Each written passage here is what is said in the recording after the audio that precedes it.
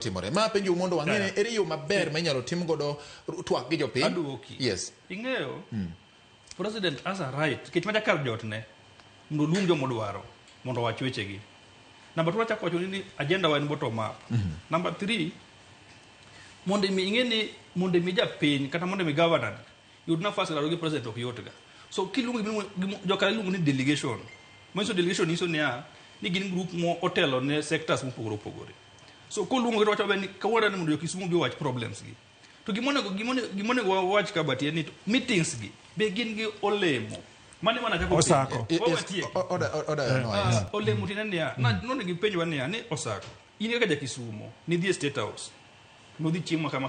To ang'o ma State House no sekelo ni Kisumu County. Osako ni dhi mana ina dier. Inyalo nyiso wakane koro wago mbaka e ratil ka wapimo gige ratil. Nyiso ni bati mae gima notimore, mae gima nowacho. Gima nowacho kani mokwongo kan wadhi no kaka jo Kisumu County before wadhi governor noluongo wa Kisumu Anyang' Nyong'o mopimo nwa gik ma moiso ne wachuru kiny wadhi State House wachuru pachu no an kaka youth na wacho pacha and all that kwase wacho nikech koro en governor endo ja ODM to wane broad based koro kwanyal pingo weche mang'eny nikech koro en jatendwa kwase wacho to wacho ni wan wadwaro kaka an personally kabonyo kanyagwal projects cha onego bigi lam ariyo mainso na achiel wuok Rabuor kadhi Nyang'ande achiel wuok Korowe kadhi Nyang'ande governor ondiko piny ndara mathago mar Miwani ni nowach ni dhi losi kabonyo kanyagwal Pidareji gweng'wa kuja Pidareji owach ni ere ka wajalo dikes or wadwa kuny koruso en dam kech nochung ndalo urucha mondo ochak tich iwinjo gigo affordable housing gik mamoko gi markets actually Aero market